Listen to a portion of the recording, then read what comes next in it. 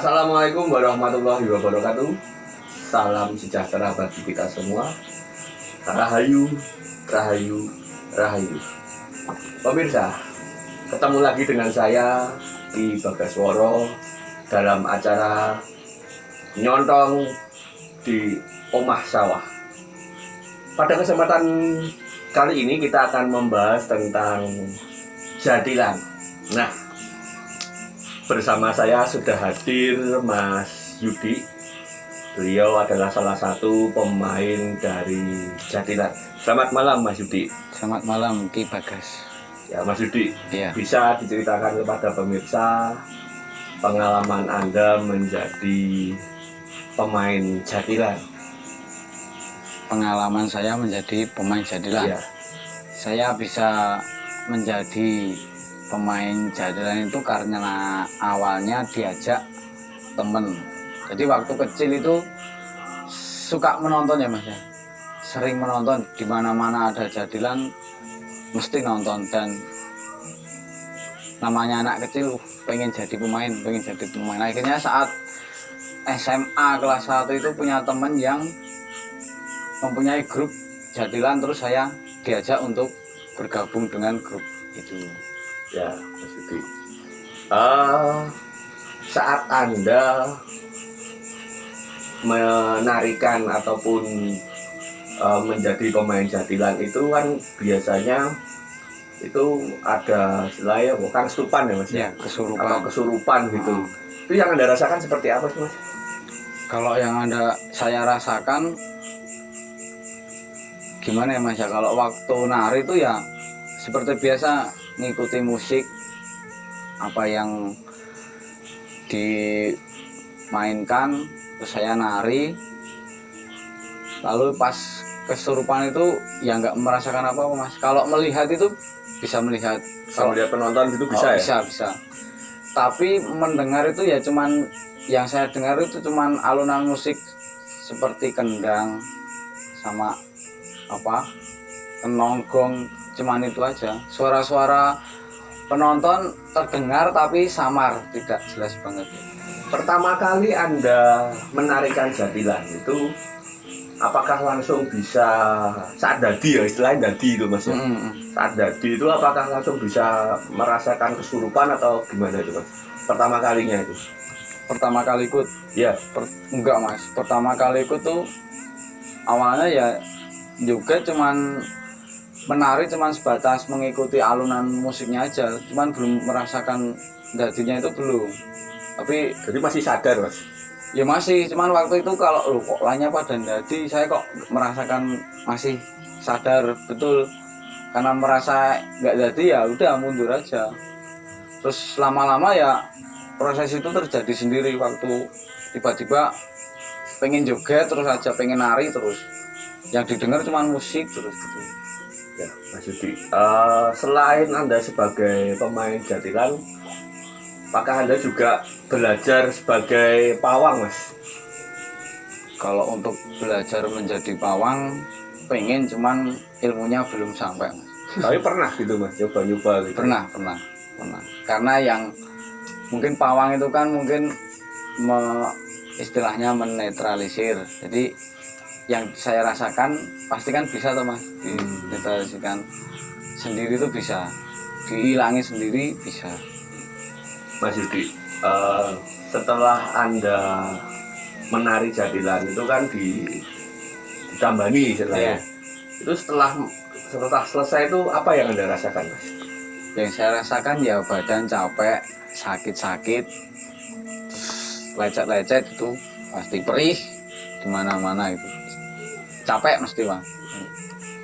Terus itu berpengaruh nggak sih Mas sama kehidupan sehari-hari? Misalnya Anda sebagai pemain jatlan itu di kehidupan sehari-hari Mas itu apakah ada efeknya gitu? Ada, cuman nggak tiap hari, Mas. Kayak di tempat-tempat tertentu yang istilahnya tempat itu angker, seperti bisa merasakan oh di situ ada sesuatu gitu. Pernah nggak Mas kesurupan gitu tapi nggak dalam saat nggak jadil gitu, pas tempat tertentu pas nggak jadil terus tiba-tiba ada kesurupan gitu? Pernah, Mas. Pernah. Jadi seperti kayak ada yang manggil gitu. Pernah. Terus tiba-tiba rasanya seperti pas jadil kayak gitu. Ya, pemirsa, demikianlah tadi ngobrol kita sama Mas Yudi sebagai pemain jadilan. Terima kasih Mas Yudi telah hadir nyontong di Omah Sawah.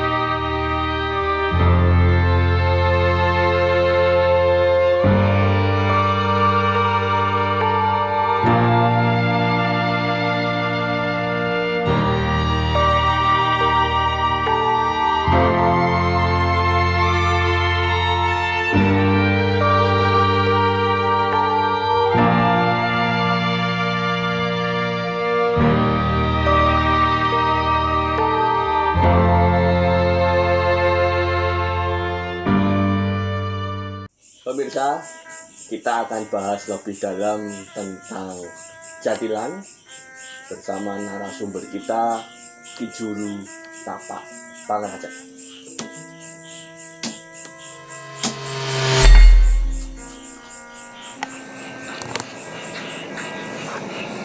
Selamat malam Ki Juru. Selamat malam Mas Tegas. Ki Juru, pada episode kali ini kita akan membahas tentang jadilan. Dan tadi telah kita hadirkan tamu kita yang sebagai pemain jadilan. Ki Juru, sejarah tentang jadilan itu seperti apa, Ki Juru? Sejarah jadilan tercatat semenjak Majapahit, Mas. Jadi ketika Panglima Kutu, Panglima Perang Majapahit yang berada di Ponorogo itu memberontak atau bangkang terhadap raja karena keputusan raja yang dianggap salah itu muncul. Awalnya sederhana seperti itu, perbedaannya yang di Ponorogo itu menjadi megah ketika ada Dadak Merak dan Reog. Nah, setelah masa itu, masanya Sunan Kalijaga. Yang Sunan Kalijaga itu membuat kreasi yang lebih indah lagi dalam jadilan itu sebagai simbol perlawanan Raja Demak terhadap Portugis dan Belanda. Karena pada waktu itu Belanda dan Portugis ada di Nusantara. Perkembangan selanjutnya itu masa Hamengkubuwono pertama. Jadilan diperhalus lagi, diperindah lagi. Dan yang terakhir tercatat itu zaman masanya Pangeran Diponegoro. Sehingga latihan-latihan jadilan itu difungsikan untuk Gladen. Karena kalau latihan semata-mata itu akan ketahuan. Itu cerita tentang jadilan. Ya, gitu.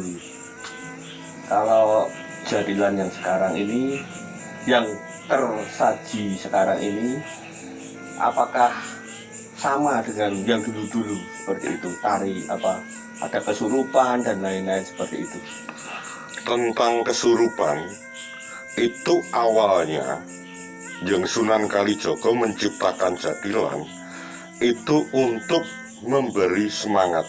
Jadi karena pada waktu itu tidak semata-mata ada pelajaran psikologi, Kanjeng Sunan Kalijaga menemukan hal penting dalam jiwa manusia itu, sehingga dimunculkanlah kesenian jadilan, di mana orang yang apatis atau weh-weh luweh istilahnya wong Jawa itu menjadi bisa bermasyarakat atau berkumpul sekaligus melatih kemampuan olah raganya.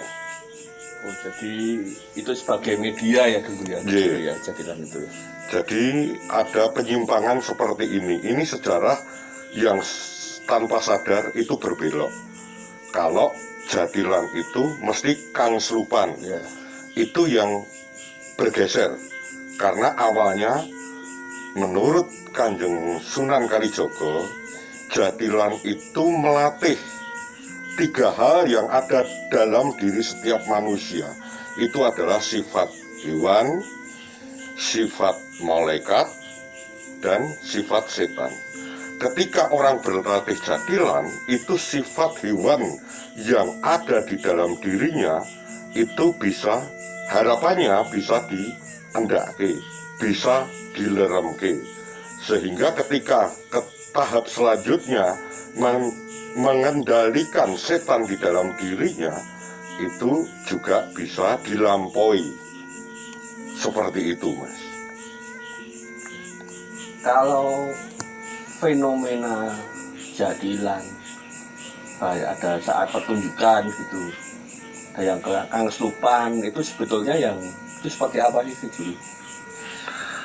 Kangslupan itu hewan itu muncul, Mas. Muncul, sifat hewan muncul dari dalam diri, bukan roh masuk ke dalam diri seseorang.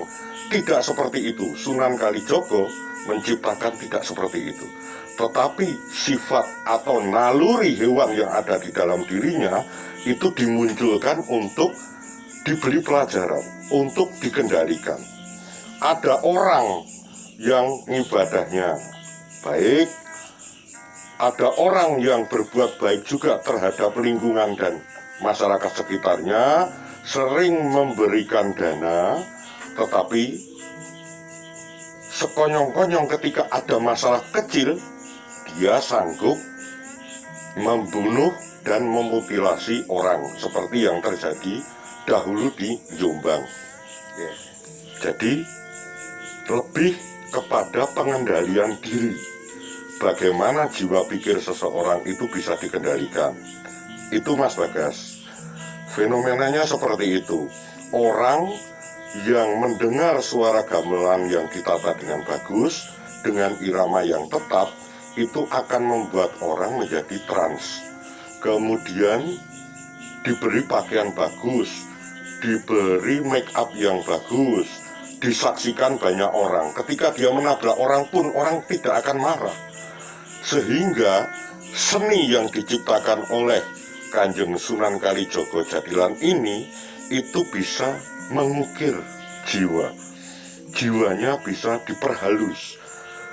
Tetapi mentalnya itu bisa tangguh menghadapi situasi apapun. Begitu, Mas Bagas.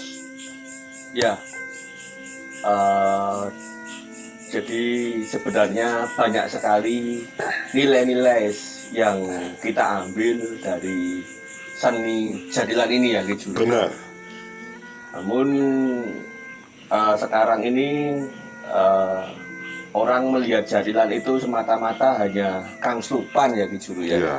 Padahal sebenarnya dari Ada tahapan-tahapannya, Mas. Jadi orang belajar menari, kemudian orang belajar keahliannya, kemampuannya, ada yang bisa salto dan sebagainya. Itu bagian dari keterampilan. ada saat-saat tertentu baru dia mengendalikan sifat atau naluri hewan yang ada dalam dirinya. Begitu Mas Bagas. Ya, baik pemirsa,